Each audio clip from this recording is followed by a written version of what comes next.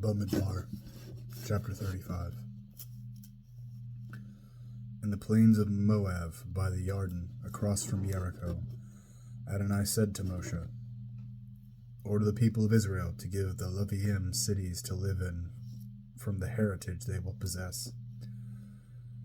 And you are also to give the Leviim some of the open land surrounding the cities. They are to have the cities to live in, while their open land will be for their livestock, for growing crops, and for all their animals. The open land around the cities you give to the Leviim is to commence at a line drawn around the city wall, 1,500 feet outside it, and is to extend outward from there, measure 3,000 feet outward from the city wall to the east, south, west, and north, with the city in the center. The space between the 1,500-foot line and the 3,000-foot line will be their open land around the cities.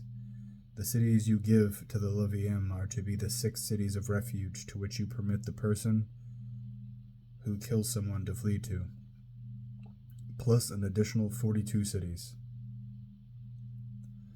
Thus you will give the Leviim 48 cities, with their surrounding open land.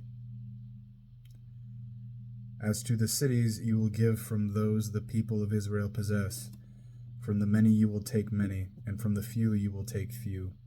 Each tribe will contribute from its cities to the Leviim in accordance with the size of its inheritance."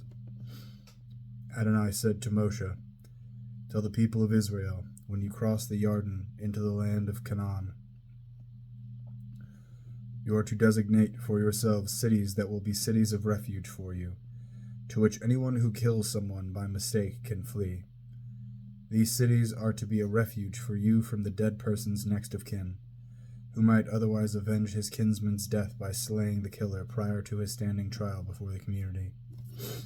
In regard to the cities you are to give, there are to be 6 cities of refuge for you. You are to give 3 cities east of the Yarden, and 3 cities in the land of Canaan. They will be cities of refuge.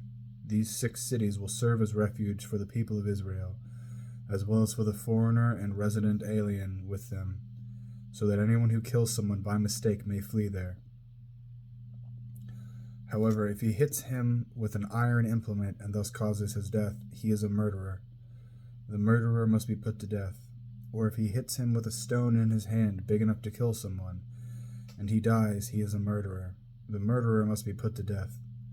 Or if he hits him with a wood utensil in his hand capable of killing someone, and he dies, he is a murderer. The murderer must be put to death. The next of kin avenger is to put the murderer to death himself. Upon meeting him, he is to put him to death. Likewise, if he shoves him out of hatred, or intentionally throws something at him, causing his death, or out of hostility strikes him with his hand, so that he dies, then the one who struck him must be put to death. He is a murderer. And the next of kin avenger is to put the murderer to death upon meeting him. But suppose he shoves him suddenly, but without hostility, or he throws something at him unintentionally, or without seeing him being his enemy or seeking to harm him, he throws a stone big enough to cause death, and the person dies. Then the community is to judge between the one who struck him and the next of kin avenger in accordance with these rules, and the community is to save the killer from the next of kin avenger. The community is to return to the city of refuge to which he fled, and he is to live there until the Kohen Haggadah, who was anointed with the holy oil, dies. But if the killer ever goes beyond the limits of the city of refuge he fled to, and the next of kin avenger finds him outside the limits of his city of refuge, and the avenger kills the killer, he will not be guilty of the man's blood, because he must stay in his city of refuge until the death of the Kohen Haggadah.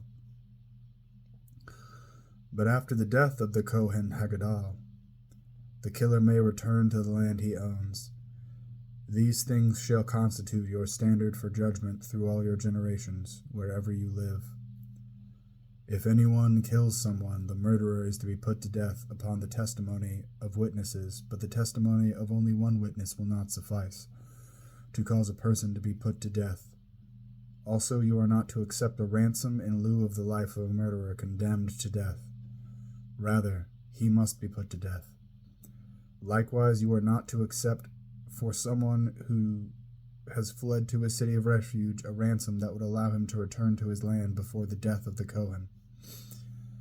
In this way you will not defile the land in which you are living. For blood defiles the land, and in this land no atonement can be made for the blood shed in it except the blood of him who shed it. No, you are not to defile the land in which you live and in which I live, for I, Adonai, live among the people of Israel.